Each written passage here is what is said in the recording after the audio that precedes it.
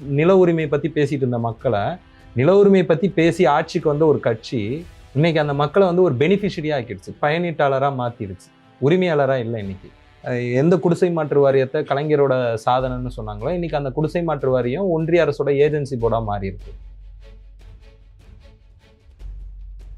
காமராஜரையே தோக்கடிச்ச மக்கள் ஸ்டாலினையும் தோக்கடிச்சிட்டாங்கன்னாங்க. அன்னைக்கு மக்கள் காமராஜரை தோக்கடிச்சாங்கன்னா அன்னைக்கு அவர் பேசுனது அப்படி. அவர் என்ன பேசுனாரு? மேடாவது பள்ளமாவதுன்னாரு. சினிமா டிக்கெட்டுக்காக நிற்கிறவன் ரேஷன் கடையில் நிற்க மாட்டானான்னு கேட்டார். வரலாறு தெரிஞ்சவங்களுக்கு எல்லாருக்குமே தெரியும். அப்போ அதெல்லாம் மக்கள் ரசிக்க மாட்டாங்க. நீங்கள் எப்பேற்பட்ட தலைவராகவே இருந்தாலும் மக்களை நீங்கள் வந்து அவமரியாதையாக அணுகுனீங்கன்னா, மக்களை இழிவுபடுத்தினீங்கன்னா, மக்களை வன்கொடுமை பண்ணிங்கன்னா அவன் ஒரு மாற்று பார்த்துட்டு போயிட்டே இருப்பான். அந்த மாற்று முன்னாடி இல்லை. இப்போ தாவேக்கான்னு வரும்போது எல்லாருமே தாவேக்கான்னு சொல்லும்போது சரி இவங்க ஜெயிக்கிறதுக்கான வாய்ப்பு இருக்குது போலன்னு வாக்களிச்சிட்டாங்க. நீங்கள் ஏதோ சென்னை வளர்ந்துருக்கிறது போல தெரியும், வடசென்னை வளர்ச்சி குழுமம் வந்திருக்கலாம். ஆனால் அந்த வடசென்னை வளர்ச்சி குழுமத்தில் யார் இருக்கிறாங்க? இன்னைக்கு 12 மாடி கட்டடங்கள் வந்திருக்கு, தனியார் கட்டடங்கள், காசா கிராண்டி எல்லாம். அனகாபத்தூரில் என்ன பண்ணீங்க? கேபி பார்க்கில் என்ன பண்ணீங்க? கேபி பார்க் ஊழலை பேசிட்டு தானே ஆட்சிக்கு வந்தீங்க. ஆனால் அந்த தரமில்லாத உங்கள் ஆட்சியில் நியமிக்கப்பட்ட ஒரு குழு இந்த கட்டணம் தரமாக இல்லைன்னாங்க. இன்னைக்கு 300 சதுரடிக்குள்ளே தானே மக்களை அடைச்சி வச்சிருக்கீங்க. முன்னாடி இருந்த குடிசை மாற்று வாரியத்தில் நான் உரிமையாளராக இருந்தேன். இன்னைக்கு இருக்கிற நகர்ப்புற வாழ்விட மேம்பாட்டு வாரியத்தில் நான் பயனீட்டாளராக மாறிட்டேன். அது தூய்மை பணியாளர் போராட்டம். அப்போ கூலி படத்துக்கு போனார் ஸ்டாலின். 13வது நாள் போராட்டத்தின் போது கூலி படம் பார்த்துட்டு இருந்தார். இன்னைக்கு தாவேக்கால ஜெயிச்சிருக்கவங்க நிறைய பேர் எளிய பின்புலத்தை சேர்ந்தவங்களா இருக்கிறாங்க. இப்போ திருவிக நகரில் ஜெயிச்ச பல்லவியாக இருக்கட்டும், ராயபுரத்தில் ஜெயிச்ச விஜய் தாமுவாக இருக்கட்டும், அப்புறம் வந்து நான் திருப்பூர் மேயர் எதிர்த்து ஜெயிச்சவங்க நிறைய பேர் வந்து ஐடி கூட கட்டாதவங்க. நீங்கள் வந்து இவங்க வந்து பிஜேபிக்கு மாற்றுன்னு சொல்கிறீங்க. இங்கே கடந்த 5 ஆண்டு பிஜேபியோட பொருளாதார கொள்கை தான் ஆட்சி செஞ்சதுன்ற 12 மணி நேரம் வேலையை எடுத்துகிட்டு வந்து பின்வாங்கினதாக இருக்கட்டும் ஸ்டாலின் கவர்மெண்ட். சர்வீஸ் செக்டர்லேருந்து மொத்தமாக வெளியேறினதாக இருக்கட்டும். ஒரு பக்கம் பெண்ணுன்ற ஒரு நிறுவனம், அதுக்கு சில 100 கோடிகளை கொட்டி அழுது, அட்வர்டைஸ்மெண்ட்டுக்கு சில 100 கோடிகள், ஊடகங்களை விலைக்கு வாங்கினது, பத்திரிகையாளர்களை விலைக்கு வாங்கினது, அறிவுஜீவிகள்ன்ற பேரில் அவங்கள விலைக்கு வாங்கினது, எல்லாம் பண்ணியுமே வந்து 70 தொகுதிகளை தாண்ட முடியாமல் முதல்வரே தோக்குறாரு. ஆனால் எதுவுமே பண்ணாமல் யூடியூப்பில் கூட அட்வர்டைஸ்மெண்ட் பண்ணாமல் உண்மையிலேயே வந்து ஒரு பெரிய மாபெரும் வெற்றி தான். தாவேக்காவானது வாக்கெடுப்பின் பட்சத்தில் முன்னணியில் இருக்கு. இந்த வெற்றியை, இந்த வாக்கு சதவிகிதம் அதிகமாக இருக்கு இல்லையா, இதை நீங்கள் எப்படி பார்க்குறீங்க? கடந்த 5 ஆண்டுகளில் மக்கள் வந்து ஒரு மாற்றத்துக்கான ஒரு தேடலில் இருந்திருக்கிறாங்க. வெறுமனே நான் தமிழ்நாடோட மட்டும் பார்க்கல. நீங்கள் ஒரு சர்வதேச அளவில் பார்த்தீங்கன்னா பங்களாதேஷில் நடந்ததாக இருக்கட்டும், நேபாளில் நடந்ததாக இருக்கட்டும், இங்கெல்லாம் வந்து அந்த இளைஞர்கள் வந்து ஒரு மாற்றாக யோசித்து வாக்களித்தது இருக்குல்ல, அது வந்து தமிழ்நாட்டு அளவில் கூட பிரதிபலிச்சிருக்கு. இங்கே வந்து ஒரு இந்த நவதாராளமய கொள்கை, வெல்ஃபேர் ஸ்டேட்லேருந்து விலகிறது அரசுகள் வந்து வெல்ஃபேர் ஸ்டேட்லேருந்து விலகி ஒரு சேமநல அரசாக இருந்த அரசுகள் சர்வீஸ் செக்டரில் இருந்தும் மக்களுக்கு சேவை அளிச்சுட்டு வந்த அந்த வேலைகளையும் நலத்திட்டங்களையும் குறைச்சிக்க மக்கள் வந்து கடுமையான அதிருப்திக்கு உள்ளாகுறாங்க. அதை வந்து அரசியல் ஜனநாயக அடிப்படையில் ஒரு தேர்தல் அரசியலில் ஒரு மாற்று கட்சி வரும் பொழுது, அந்த கட்சி முன்னாடி இருந்த வெல்ஃபேர் ஸ்கீமெல்லாம் நான் தருவேன்னு வாக்குறுதி அளிக்கும் பொழுது மக்கள் மாற்றி வாக்களிக்கிறாங்க. அதுதான் இங்கே தமிழ்நாட்டிலையும் பிரதிபலிச்சிருக்கு. நீங்கள் என்னதான் சொன்னாலும் வந்து விடியல் பயணம், மாதம் 1000 ரூபா, இந்த மாதிரியான விஷயங்கள் இருந்தாலும் ஒரு பக்கம் அரசு பள்ளிகள் என்ன நிலைமையில் போய்கிட்டு இருக்குன்றத பார்க்குறோம். நீங்கள் கல்வியில் சிறந்த தமிழ்நாடுன்னு நம்ம நடத்தலாம். ஆனால் அதே அரசாங்கம் தான் வந்து பயன்பாட்டில் இல்லாத ஆய்வுக்கூடங்களை நாங்கள் வந்து ஐஐடி தொழிற்சாலைகளாக மாற்றுவோன்றாங்க, பள்ளிக்கூடங்களாக மாற்றுவோன்னு 15 வயசு கீழே இருக்கிற பசங்களை ஸ்கில் கோர்ஸை நோக்கி தள்ளுறாங்க. இதுவும் நம்ம பார்க்குறோம். மாடல் ஸ்கூல்ன்ற பேரில் வந்து சிறந்த மாணவர்களெல்லாம் வந்து எல்லா பள்ளிகள்லேருந்து தேர்ந்தெடுத்து எல்லா பள்ளிகளும் மாடல் ஸ்கூலாக ஆகிறத தடுத்துடுறாங்க. ஸோ போக்குவரத்து துறை எடுத்துக்காங்க, 288A அமெண்ட்மெண்ட் பண்ணதன் மூலம் போக்குவரத்து கழகங்கள் இனி கார்பரேஷனாக மாறி இருக்கு. ப்ரைவேட் செக்ரட்டரிஸ் வந்து டைரக்டராக ஆகியிருக்காங்க. போக்குவரத்து துறை ஒரு தனியார் மயமாக்கலை நோக்கி போகுது. எந்த குடிசை மாற்று வாரியத்தை கலைஞரோட சாதனைன்னு சொன்னாங்களோ இன்னைக்கு அந்த குடிசை மாற்று வாரியம் ஒன்றிய அரசோட ஏஜென்சி போர்டாக மாறி இருக்கு. நகரமயமாக்கல்ல மாஸ்டர் பிளான்னு சொன்னாங்க, Chennai master plan, 3rd master plan, Coimbatore master plan, Trichy master plan, எல்லாத்துலேயும் லேபர் பேட்டர்ன் பற்றி பேசுனாங்க. அந்த லேபர் பேட்டர்ன் என்ன பேசுச்சு? யாரையுமே நிரந்தர தொழிலாளிகளாக வச்சுக்க கூடாதுன்னு பேசுச்சு. உழைக்கும் மக்களை நகரத்தை விட்டு வெளியே அனுப்புறதை பற்றி பேசுச்சு. நகரத்தை விட்டு வெளியில் அனுப்பிச்சது. நில உரிமை பற்றி பேசிட்டு இருந்த மக்களை, நில உரிமை பற்றி பேசி ஆட்சிக்கு வந்த ஒரு கட்சி இன்னைக்கு அந்த மக்களை வந்து ஒரு பெனிஃபிஷரியாக ஆக்கிடுச்சு, பயனீட்டாளராக மாற்றிடுச்சு, உரிமையாளராக இல்லை இன்னைக்கு. ஸோ இந்த எல்லாமே சேர்ந்து தான் இன்னைக்கு அதை பிரதிபலிச்சிருக்கு. அப்புறம் கடந்த 5 ஆண்டுகளில் தலித் மக்களுக்கு எதிரான வன்கொடுமைகள், வேங்கை வேல் பார்த்தோம். ஏன் இதே நகரம் இன்னைக்கு சென்னையில் இந்த படுதோல்விக்கு காரணம் அவங்க போட்டியிட்ட முதல் தேர்தலில் இருந்து 2021 வரை சென்னையில் வந்து 2 முறை தான் திமுக வந்து படுதோல்வி அடைஞ்சிருக்கு. ஒன்று ராஜீவ்காந்தியோடைய அந்த அசாசினேஷன் 91, இன்னொன்று 2011. 2 தேர்தல் தவிர சென்னை வந்து அவங்களுக்கு எப்போவுமே கை கொடுக்குற ஒரு மாவட்டம். Clean sweep. அவங்க அப்போசிஷன் பார்ட்டியாகவே வந்தால் கூட 2016 அவங்க 88 தொகுதி தான் ஜெயிச்சாங்க, அப்போசிஷன் பார்ட்டியாக வந்தாங்க. அன்னைக்கு 16 தொகுதியை சென்னை தான் அவங்களுக்கு கை கொடுத்தது, தியாகராய நகர், ராயபுரம் தவிர்த்து. ஸோ அப்படி இருந்த சென்னை மாவட்டம் இன்னைக்கு மாற்றி வாக்களிச்சிருக்குன்னா சென்னையில் அவங்க பண்ணது அந்த அர்பன் ரீஜனரிஃபிகேஷன். நீங்கள் ஏதோ சென்னை வளர்ந்துருக்கிறது போல தெரியும், வடசென்னை வளர்ச்சி குழுமம் வந்திருக்கலாம். ஆனால் அந்த வடசென்னை வளர்ச்சி குழுமத்தில் யார் இருக்கிறாங்க? இன்னைக்கு 12 மாடி கட்டடங்கள் வந்திருக்கு, தனியார் கட்டடங்கள், காசா கிராண்டி எல்லாம். அனகாபத்தூரில் என்ன பண்ணீங்க? கேபி பார்க்கில் என்ன பண்ணீங்க? கேபி பார்க் ஊழலை பேசிட்டு தானே ஆட்சிக்கு வந்தீங்க. ஆனால் அந்த தரமில்லாத உங்கள் ஆட்சியில் நியமிக்கப்பட்ட ஒரு குழு இந்த கட்டணம் தரமாக இல்லைன்னாங்க. இன்னைக்கு 300 சதுர அடிக்குள்ளே தானே மக்களை அடைச்சி வச்சிருக்கீங்க. முன்னாடி இருந்த குடிசை மாற்று வாரியத்தில் நான் உரிமையாளராக இருந்தேன். இன்னைக்கு இருக்கிற நகர்ப்புற வாழ்விட மேம்பாட்டு வாரியத்தில் நான் பயனீட்டாளராக மாறிட்டேன். இப்படி ஒன்றொன்னா சொல்லிட்டு போல. கஸ்டடி டார்ச்சர் சென்னையில் இது வரைக்கும் 3 கஸ்டடி டெத்து. அது தூய்மை பணியாளர் போராட்டம். அப்போ கூலி படத்துக்கு போனார் ஸ்டாலின். 13வது நாள் போராட்டத்தின் போது கூலி படம் பார்த்துட்டு இருந்தாரு. மக்கள் அணுகுன விதம் பிச்சைக்காரர்கள் போல. நீங்க திங்கிற சோத்துல நாங்க தான் போட்டோம். அதாவது ஒரு தேர்தலில் காமராஜர் தோத்தார்.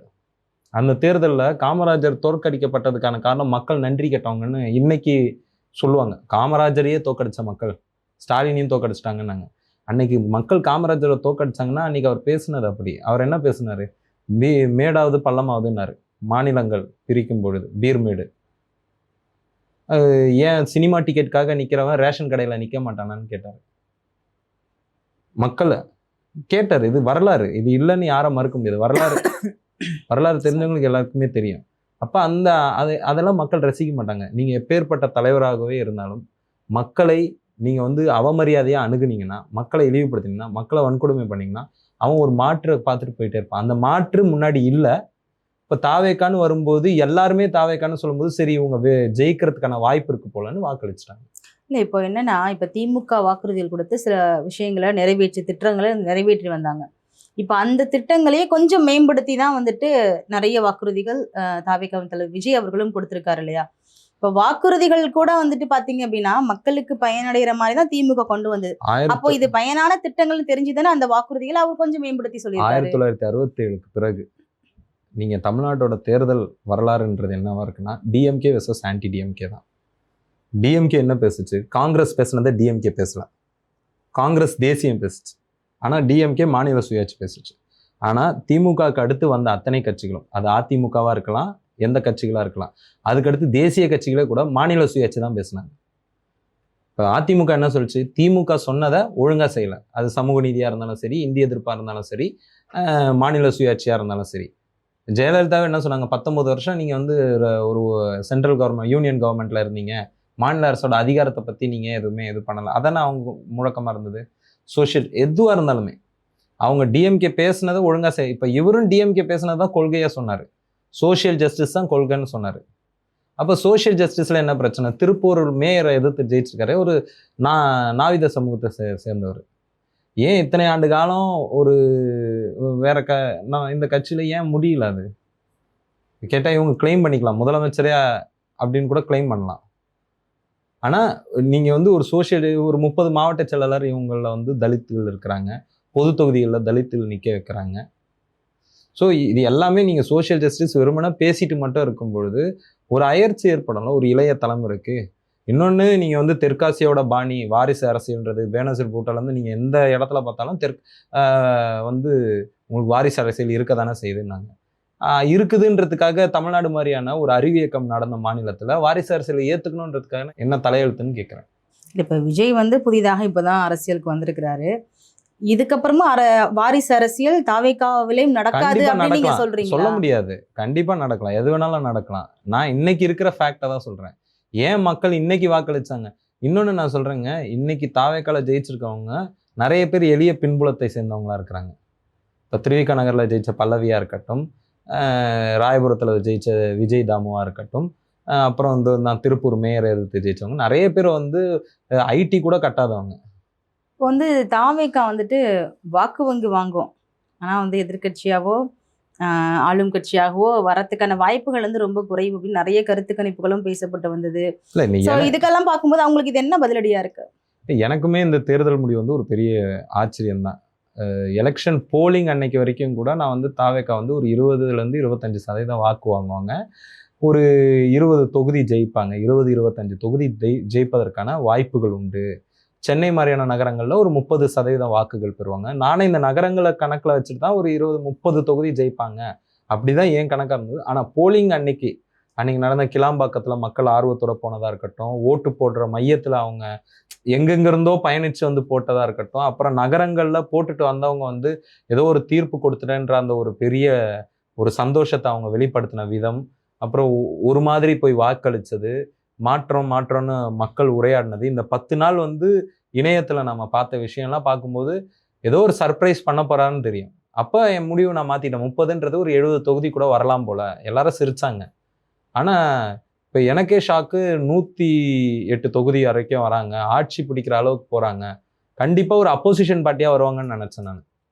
ஒரு டெஃபினட்டா ஒரு அப்போசிஷன் பார்ட்டியா வருவாங்க.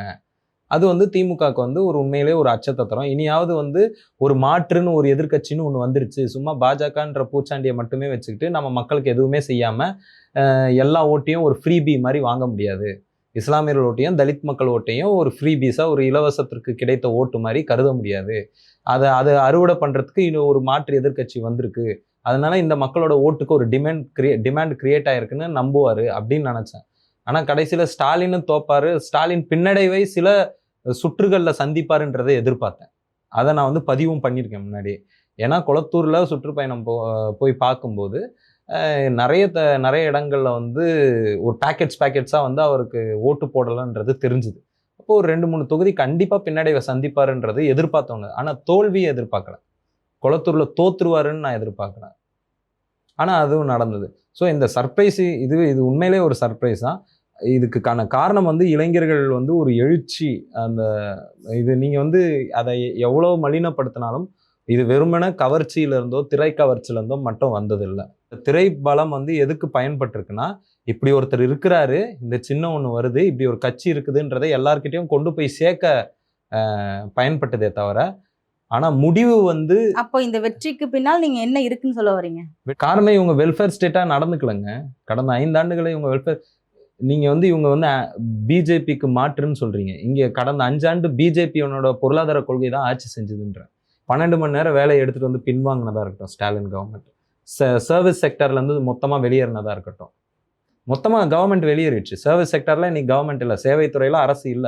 மின்சாரத்துறையில அதானியோட குழுமத்தோட துறைமுகங்களை தாரை வைத்தது.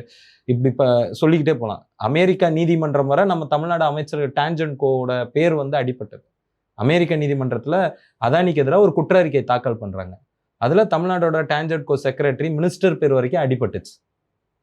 அதை பத்தி பேசாதது, அதை பத்தி நம்ம வாய் திறக்கல. அறிவுஜீவிகள்ன்றவங்க யாருமே வாய் திறக்கல. அதானியுடைய மற்ற விவகாரங்களை பத்தி பேசணும் நாம, ஹிடன்பர்க் அறிக்கையை பத்தி பேசணும் நாம, அமெரிக்கன் இண்டிக்மெண்ட் பத்தி பேசல. அப்ப அதானி யாரு? மோடியோட நண்பர். மோடியோட நண்பரோட இவர் கூட்டு வச்சாரு. அது என்னது? நீங்க பழவேற்காடு சுத்தி என்ன நடந்திருக்கு? ஏன் பொன்னேரியில 30,000 ஓட்டு வித்தியாசத்துல தாவேகா எப்படி ஜெயிச்சது? சாதாரணமா இல்ல. அப்ப திமுகவின் அதிருப்தி தான் தாவேகாவின் வெற்றிக்கு ஒரு அடிப்படை காரணமாகவே இருக்கு. இல்ல இன்னொரு விஷயம் என்ன, இந்த கட்சி போய் சேர்றதுக்கு, ஏன்னா நான் தேர்தல் களத்திலையும் வேலை செஞ்சிருக்கேன், சுயேட்சைகளுக்கு வேலை செஞ்சிருக்கேன். எங்களால வந்து ஒரு 20 தெரு 30 தெரு தான் கவர் பண்ண முடியும். எங்களுக்கு இருக்கிற பலத்தை வச்சு ஒரு 10,000 மக்களுக்கு தான் சின்னத்தை ஞாபகப்படுத்த முடியும். 1500, 2000 ஓட்டு வாங்குவோம்.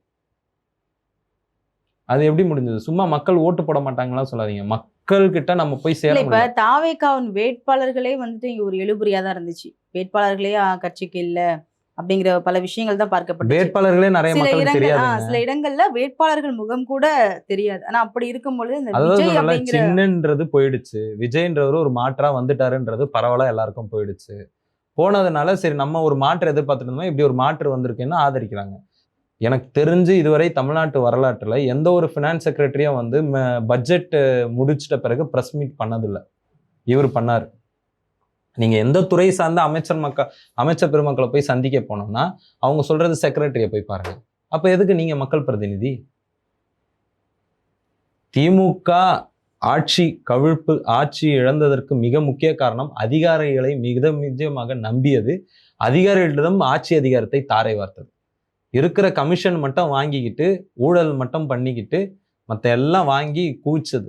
இதுதான் அவங்க பண்ண மிக முக்கிய தவறு. இப்ப திமுக இத பண்ணுச்சு அப்படின்னா, இப்ப அடுத்து வர தாவேகா இத பண்ணாம இருக்கும் அப்படிங்கிறதுல வந்து ஏன்னா அது சொல்ல எந்த முடியாது. உறுதியும் இல்ல இல்லைல்ல. டெஃபினட்டா சொல்ல முடியாது. மேடம் நான் வந்து தாவேக்கான ஆளா கிடையாது. திமுகக்கான ஆளா கிடையாது. ஒரு போராட்ட களத்துல இருக்கக்கூடிய ஒரு ரைட்ஸ்க்காக ஒரு சிவில் ரைட்ஸ் ஆக்டிவிஸ்ட்டா என்ன நீங்க ஒரு மனித உரிமை செயற்பாட்டாளரா பார்க்கும் பொழுது, எங் நம்ம வேலை போராடுறது. போராடி தான் இங்க மக்களுக்கு உரிமை பெற முடியும். அரசியல் ஜனநாயகத்தின் மூலம் அத்தனை உரிமை இங்க சிஸ்டமே பிரச்சனையா இருக்கு. இவங்க வந்து சிஸ்டம மாத்துறாங்களா? இல்ல என்ன பண்ண போறாங்க? இதெல்லாம் அடுத்து. இப்போ ஒரு மைனாரிட்டி கவர்மெண்ட்டா வரப்போறீங்க. மைனாரிட்டி கவர்மெண்ட்டுக்கே இருக்கிற சிக்கல்கள் என்னென்னன்னு நமக்கு தெரியும். ஆனா இந்த வெற்றி உண்மையிலேயே வந்து ஒரு பெரிய மாபெரும் வெற்றி தான். ஒரு பக்கம் பெண்ணுன்ற ஒரு நிறுவனம், அதுக்கு சில 100 கோடிகளை கொட்டி அழுது, அட்வர்டைஸ்மெண்ட்டுக்கு சில 100 கோடிகள், ஊடகங்களை விலைக்கு வாங்கினது, பத்திரிகையாளர்களை விலைக்கு வாங்கினது, அறிவுஜீவிகள்ன்ற பேர்ல அவங்கள விலைக்கு வாங்கினது, எல்லாம் பண்ணியுமே வந்து 70 தொகுதிகளை தாண்ட முடியாம முதல்வரே தோக்குறாரு. ஆனா எதுவுமே பண்ணாம, யூடியூப்ல கூட அட்வர்டைஸ்மெண்ட் பண்ணாம, எதுவுமே பண்ணல இவங்க. ஒரு மொத்தமே 10 நாள் தான் பிரச்சாரமே பண்ணாரு. ஆமா. இப்ப வந்து களத்துல வந்து நிக்கல, மக்கள எதுவுமே சந்திக்கல. நானும் சொல்றேன். ஆமா களத்துல வந்து நெறைய நிக்கல, இந்த எதுவுமே இந்த சந்திக்கல. குற்றச்சாட்டுகள் வந்து அவர் மேல தொடர்ந்து அடுக்கிக் கொண்டு தான் போனாங்க. ஆனா அப்படி இருக்கும் பொழுதே வந்து வெற்றி வாய்ப்பு இவ்ளோ இருக்கு அப்படின்னா, இருக்குது. இன்னும் இன்டென்ஸா வந்து பிரச்சாரம் பண்ணியிருந்தா வெற்றி வாய்ப்பு இன்னும் கூட கூடியிருக்கலாம். பிரச்சாரத்துக்கு முழுமையா பங்களிப்பு செலுத்தியிருந்தா, வேட்பாளர்கள் தொகுதி முழுக்க போயிருந்தா, எல்லா வேட்பாளர்களும் போயிருந்தா, கிராமந்தோறும் போயிருந்தாங்கன்னா, கிராமங்கள் தோறும் மக்கள போய் சந்திச்சிருந்தாங்கன்னா, வெற்றி வாய்ப்பு வேறையா கூட இருந்திருக்கலாம். இப்போ இந்த தாவேகாவின் வெற்றிய வந்து மக்கள் என்ன சொல்றாங்க அப்படின்னா, சிலர் வந்து ஒரு புரிதல் இல்லாம, ஒரு நடிகன் அப்படிங்கிற ஒரு ஃபேம்ல, இல்ல ஒரு மாற்று அரசியல் நீங்க சொல்ற மாரி மாற்று அரசியல் வேணும் அப்படிங்கிற மாதிரியே வந்து இந்த தாவேகாவை இப்போது வாக்கு விகிதத்திலே அதிகரிக்க செய்திருந்தாலும், அடுத்து இந்த ஆட்சிக்கு பிறகு, இந்த 5 ஆண்டு கால ஆட்சிக்கு பிறகு தாவேகா வருவதற்கான வாய்ப்புகள் வந்து குறைந்துவிடும். ஏன்னா, ஒரு நாட்டை ஆள்வதற்கான ஆளுமை பண்பு என்பது தாவேகாவிடம் இல்லை அப்படிங்கிற விமர்சனங்கள் இப்ப எழுந்து வருது. ஏங்க 50 வருஷம் கட்சி, 70 வெள்ளி விழா கண்ட கட்சியே வந்து அதனுடைய தலைவரே தோல்வி அடைகிறார். எதனாலன்னா, வாயளவுல சோசியல் ஜஸ்டிஸ் சமூக நீதி பேசிட்டு, பொருளாதார கொள்கையில நியோலிபரலிசம்க்கு நீங்க ஆதரவா நவ தாராளமயத்துக்கு ஆதரவா போனா, ஸ்டாலினே தோற்கடிக்கிறாங்க. ஒரு ஒரு எஸ்டாப்ளிஷ் லீடர்ல ஸ்டாலின் 10 தேர்தலா ஜெயிச்சுட்டு வந்தவரு, 11வது தேர்தல்ல தோத்த ஸ்டாலினுக்கே இதுதான் நிலைமைனா, தமிழக வெற்றி கழகத்தின் தலைவர் விஜய்க்கு கூட அது ஏற்படலாம். அதை இப்ப ப்ரெடிக்ட் பண்ண முடியாது. ஆனால் வரக்கூடிய காலம் ஒரு சவால் நிறைந்த காலகட்டம். ஏன்னா எதிர்க்கட்சியா இருக்கும்போது திமுக மாதிரி ஒரு புரட்சிகர வேடம் பூண்ட அமைப்புகளை நீங்க பார்க்கவே முடியாது. 2016 to 21 நம்ம கண்ணால பார்த்திருப்போம். நீங்க தேர்தல் அறிக்கையை பத்தி கேட்டீங்க. தேர்தல் அறிக்கையில திமுகவோட அத்தனை விஷயங்களை தானே தாவேகா போட்டிருக்காங்க.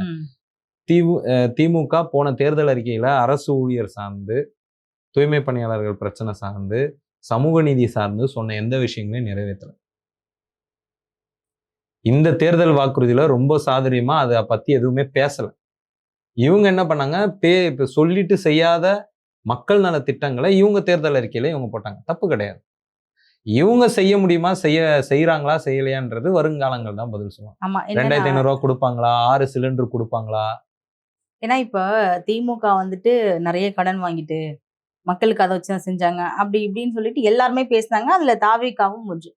இப்போ மக்களுக்கான நலத்திட்டங்களை கொடுத்த வாக்குறுதிகளை இப்ப இவங்க எப்படி நிறைவேற்றுவாங்க? நம்ம கவர்மெண்ட் கிட்ட பணம் வந்து நலத்திட்டம் செய்ய முடியாத நிலையில இல்ல. நம்ம வந்து நிறைய இப்ப டான்ஜென்ட் துறையில கேட்டீங்கன்னா, ஒரு நாளைக்கு 300 கோடி ரூபாய் ஊழல் நடக்குது. ஒரு நாளைக்கு.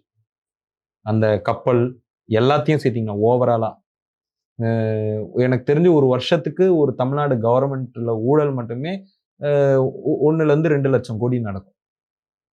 சரிங்களா? கனிம வளங்கள் வைகுண்டராஜன் கேஸ்ல எத்தனை லட்சம் கோடி நம்ம இழந்திருக்கோம் தெரியுமா? கனிம வளத்துல. ஸோ இதெல்லாம் இது பண்ணி இந்த மாதிரியான விஷயங்கள் எல்லாம் தவிர்த்தாங்கன்னா, இது ஒரு வெல்ஃபேர் கவர்மெண்ட்டா இருந்ததுன்னா, அவங்களால சொன்ன திட்டங்களை தாராளமா செய்ய முடியும். ஆனா இந்த சிஸ்டம் அவங்கள அப்படி இருக்க விடுமா? இன்னைக்கு வாங்கியிருக்கிற நம்பர்ஸ் அவங்கள அந்த மாதிரியான ஆட்சி நடத்த அனுமதிக்குமான்றதெல்லாம் ஒரு $1 மில்லியன் கொஸ்டின். இன்னைக்கு ஜெயிச்சிட்டாங்கன்றது ஒரு ஃபேக்ட். அந்த ஃபேக்ட் எதனால நடந்ததுன்றது வேற ஒரு ஃபேக்ட். அது வந்து மக்கள் உண்மையிலேயே வந்து கவர்ச்சினால வாக்களிக்கல. திரைபிம்பம் எதுக்கு வேலை செஞ்சிருக்குன்னா பரப்புரைக்கு வேலை செஞ்சிருக்கு. ஆனால் மக்களின் முடிவுக்கு பின்னால் இருந்த காரணம் வேறு. ஓகே. இப்ப வர்ற சட்டமன்ற முடிவுகள் வந்துருச்சு. அதிகாரப்பூர்வமான அறிவிப்பும் இன்னும் கொஞ்ச நேரத்துல வந்துரும். மக்களுக்கான ஆட்சி தமிழகத்துல எப்படி அமைய போகுது? மக்களுக்கான எதிர்காலம் எப்படி இருக்க போகுது? ஆட்சியாளர்கள் எந்த அளவுக்கு ஆட்சியை கொண்டு போறாங்க அப்படிங்கிறத நம்ம பொறுத்திருந்தா பார்க்கணும். நேர்காணல பங்கு கொண்டமைக்கு நன்றி சார். நன்றி.